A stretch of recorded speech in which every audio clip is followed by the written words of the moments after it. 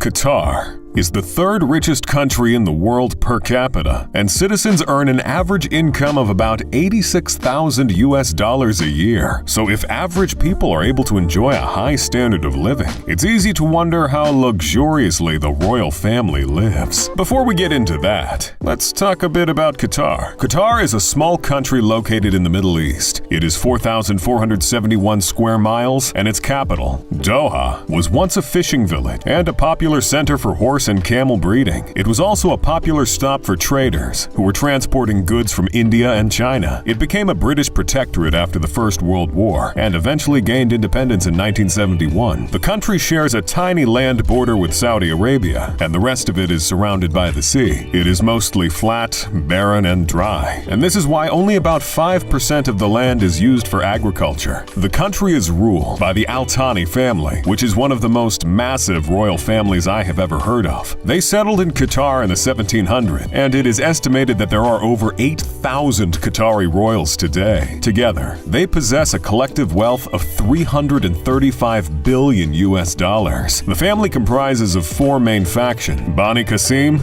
Bani Ahmed, Bani Jabir, and Bani Tamir. There have been four main leadership transitions, and they were all abdications. The current emir is Tamim bin Hamad Al Thani, who was preceded by his father, Hamad bin Khalifa Al Thani, who ruled Qatar from 1995 to 2013. The position was supposed to have been his brother's, but Jassim bin Hamad bin Khalifa Al Thani was simply not interested in becoming the emir. Apparently, in 2003, he stepped down from the position of crown prince. He reportedly sent a letter to his father saying the time is appropriate to step down and prepare for a successor. He added that he had only accepted that position initially because of sensitive circumstances. He now lives a peaceful life with his wife, Sheikha Butaina bint Hamad Al Thani, and their 8 children. Hamad bin Khalifa Al Thani, the dad, was born in January 1952, and at the time this video was created, he was 70 years old. He has 3 wives and 24 children. Yes, you heard that correctly. 11 sons and 13 daughters. The current emir is his son with his second wife, Sheikha Moza bint Nasser Al Misnad. Before he abdicated the throne, he contributed significantly to the economic development of Qatar. In 2005, he founded the Qatar Investment Authority, QIA, and invested over $100 billion.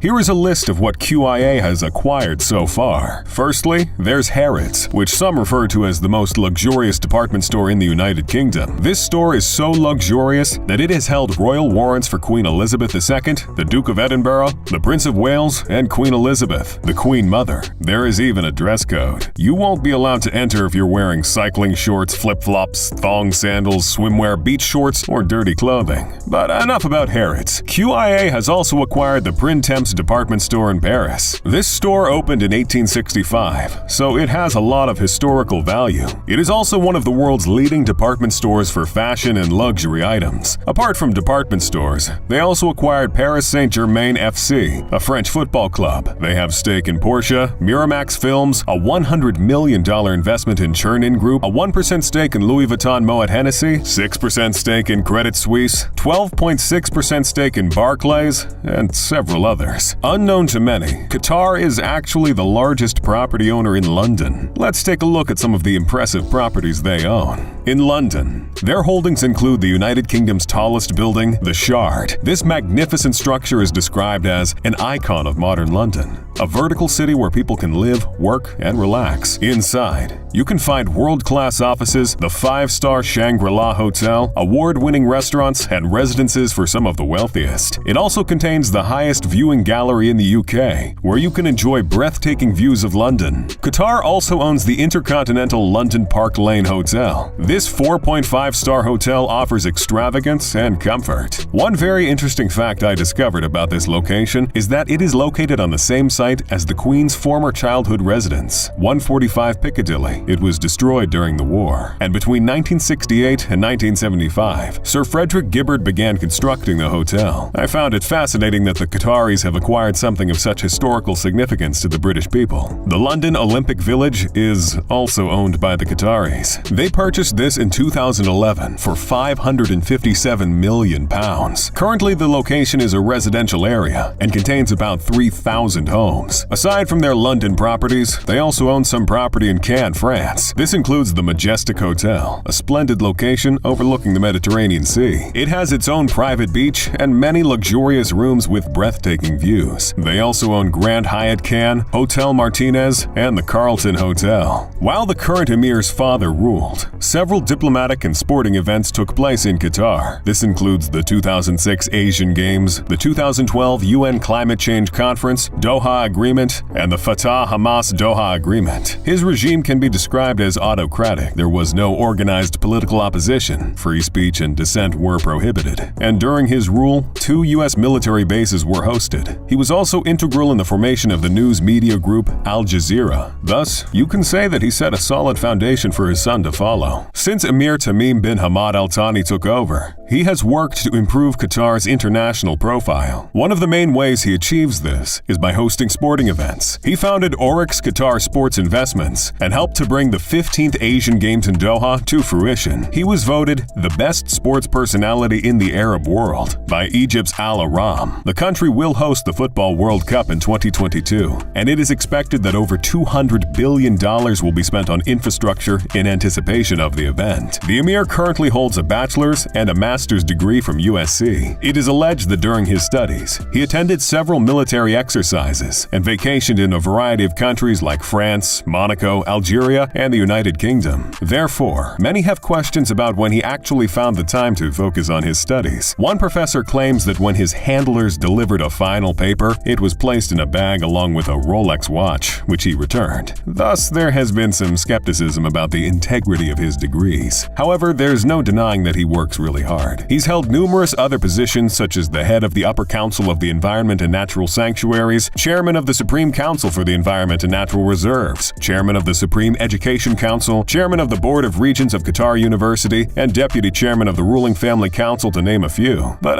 enough about that. Remember how I told you how much they've invested away from home? That does not mean the family hasn't invested heavily in comfort and luxury in their own country. While they seem to be secret about their lives, one source claims that the emir had begun constructing a palace in the mountains in Oman. It is located 2,000 meters above sea level, and it overlooks a stunning canyon. The company in charge of the construction is GET, General Engineering Technologies. Its headquarters can be found in Doha, and thousands of people are employed to work on various construction projects. The emir also has another massive residence in Muscat, close to the beach, and I'm getting the impression that these guys really love the sea. Its white exterior creates a calming and soothing mood, while the palm trees add to its relaxing nature. It's certainly different from the typical mansions of the world's super wealthy, though. The interior of both of these residences has not been revealed to the public. What I do know more about is the emir's $500 million super yacht. The Al Lusail yacht is one of the biggest yachts on the planet. It is 404 feet long and was built by the German shipyard Lursen. It was planned by the English design house March & White, a company which only works on luxury products, so it's fair to conclude that it's extravagant. 36 guests can be accommodated, and there is enough space for 56 crew members. There is also a spa, movie theater, beauty salon, barbecue area, a gym, and more than one indoor pool. The exterior balconies allow the yacht to make use of lots of natural light. Its 6 decks can be accessed by using an elevator. Similar to the houses, the emir is quite secretive about its interior, so there are no pictures. The emir's yacht is 1 meter shorter than his father's, the Qatara, which costs about $100 million less. I think that the Qatar is just as impressive though. Its incredible features include a pool, underwater lights, a beauty salon, beach club, gym, a guest elevator, and 18 cabins. So while 34 guests are able to be accommodated in the suites, there is also room for 95 crew members, so that everyone can enjoy an unforgettable experience on the sea. The interior was styled by design house Alberto Pinto. Now for a bit of gossip. While most Qatari royals seem to enjoy privacy, the emir's youngest brother, Sheikh Khalifa bin Hamad bin Khalifa Al Thani, has developed quite an interesting reputation. Apparently, he studied at the University of Southern California in Los Angeles from 2011, and he was determined to live his best life. He arrived there in a private jet,